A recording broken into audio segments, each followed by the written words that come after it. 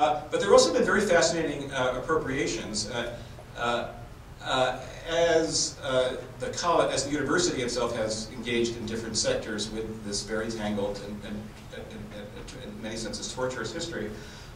many community interlocutors have responded in different ways. So 2 years ago, having read some of my published work, a major Afrocentric church in Lithonia, Georgia, came out to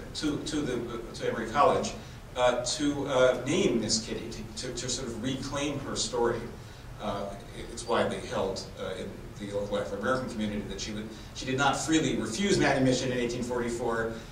Rather, she'd been the coerced mistress of Bishop Andrew, and he was the father of her children, and so forth,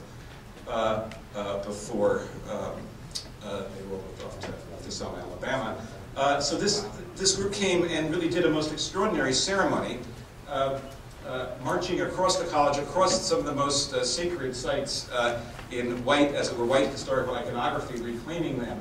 You'll see here pouring out the libations. And then several women actually entered into a state really of veritable spiritual possession, in which they believed that Miss Kitty spoke to them directly, in a sense bypassing standard white historiography. And basically telling them stories about the nature of sexual coercion in slavery times that had been hardwired, as they understood it, into not just the history of this particular slave quarter building, which remains an enormous site of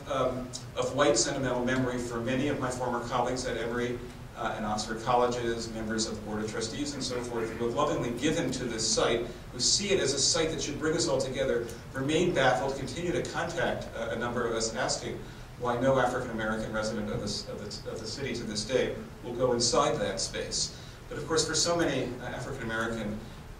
community members, and perhaps especially for women, it's remembered not as a site of love, but as a site of course, of rape, of violation, of torture, and so forth.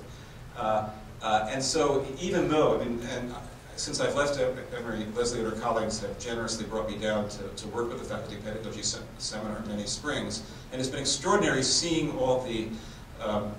really fascinating changes, I think, especially among staff who feel profoundly empowered by this process. I wouldn't say it's true, unfortunately, for most of my colleagues in the Anthropology Department, where the initial racist incident in fall of 2003 happened that sort of sparked this process of discovery. Not that was by any means the first racial episode in a department context, but this sort of friction, this pain, these unsettled accounts